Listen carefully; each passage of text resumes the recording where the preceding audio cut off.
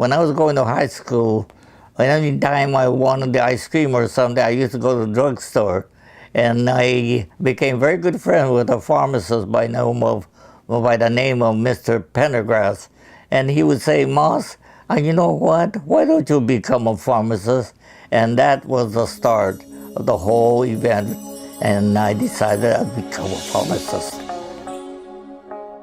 The first year in experience was something that I found out that in college you were on your own.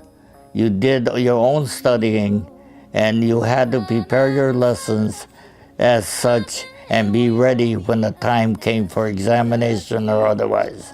But other than that, your fulfillment or class study was on your own.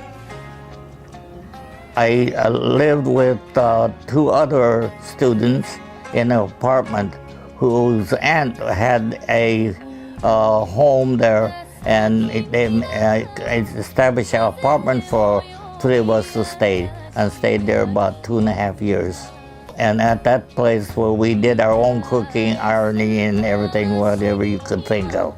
You missed your family, but you had to accept circumstance. You had a duty to perform, to fulfill your family desire and a goal to establish, so your mind was concentrated on your education.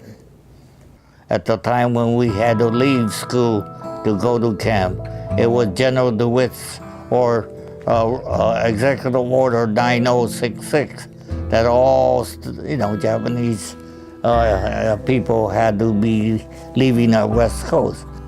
I was an American citizen, I was in the Army Reserve, and to be told to be evacuated was unbelievable and incomprehensible. When the war actually broke out, he gathered all of us Japanese students and said, "You're an American citizen, you should not be bothered. So anything that we could do to help you, let him and the faculty know." The Dean, Daniels, instructed all the professors to make sure that we in the senior class were able to complete our courses as soon as possible so that we would be able to complete our college degree. And that is exactly what happened. He was a father-like individual. He cared for each one of his students. Whenever we did have a problem, we'd go to him and he would try to solve the problem right there and then.